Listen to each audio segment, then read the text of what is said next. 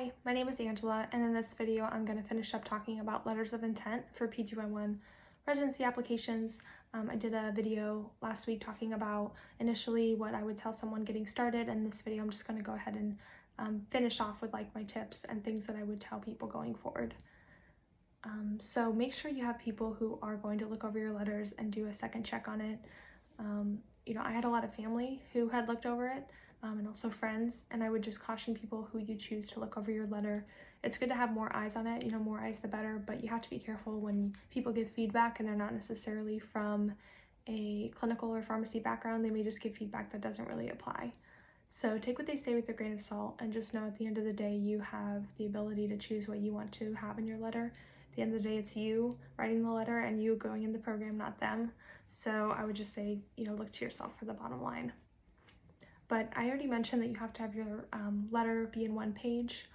Similar to a personal statement, should be one page only. You'll start it with your address and your name, and then you'll start it with the residency program director, and then the address of the residency program, and then you'll say, dear Dr.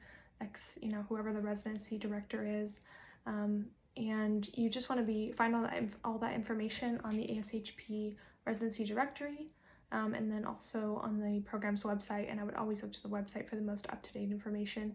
If you ever have questions, you can always email them and say, hey, I'm applying to your program. I want to make sure I'm addressing it the right way. Is this the right address and name? It's very easy. Sometimes, you may address it to the wrong person.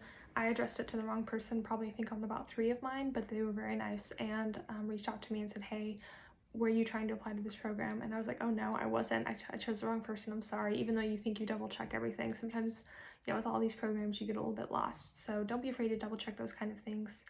But as I talked in the last video, so you go, address, and then the name.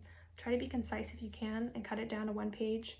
If you have a lot to say, and I guess you're set on saying a lot, my letters of intent were is Arial font. It was 9.5. That was the size. And then I also had narrow margins.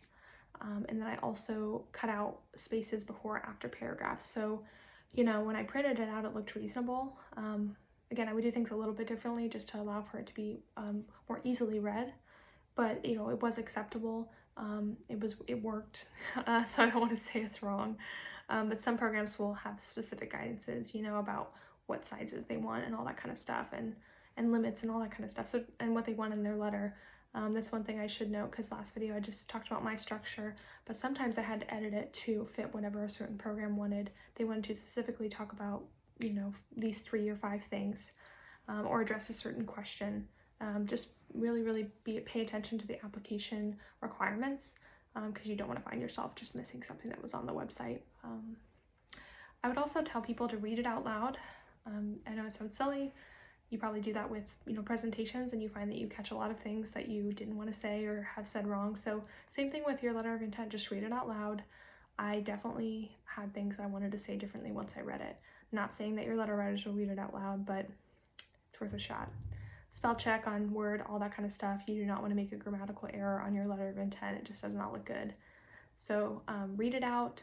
Also print it out. I found also when I would read it on paper, I would be able to make little markings a lot easier than when I read it on Microsoft Word. I just kind of got burnt out reading it on my computer. So after you are done and you've had people review it, you've read it, you've printed it, you've done all the review, you're very happy with it, you want to go ahead and, after you put your paragraphs, put sincerely or thank you or whatever you want to say, regards, and then you do not put your name. You put your PharmD candidate of, X year, and then the school pharmacy that you went to, or one over the other. I don't actually remember which one came first, but either way. And then you want to manually sign it. So that's the most appropriate. I don't know if you would get in trouble not signing it, but it's definitely, I think, standard or what I was told to do. So print it, sign it, and then if you have a scanner, scan it. If you don't, there are easy apps, and I will put a link to one below that I used, where you just kind of take a picture and it turns it automatically into a PDF. So that's what I did for all of mine, and it was really helpful. So yeah, I'll put a link to the one that I use below. The other things to think about if you're going to write, people have asked if you write a specific letter for each program or if you just write a general one. you should probably tailor your letters to be specific to the program and not do a general one, because it could come off that you're just, not really intentional about that program and you haven't really done the work and you're just applying just to apply.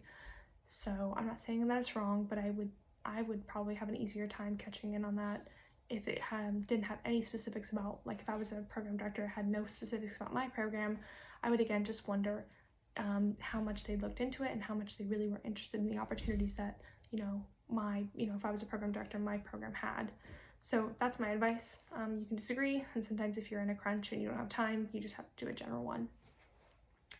So that's kind of all I have to say about letters of intent in these 2 videos. Hopefully that was helpful.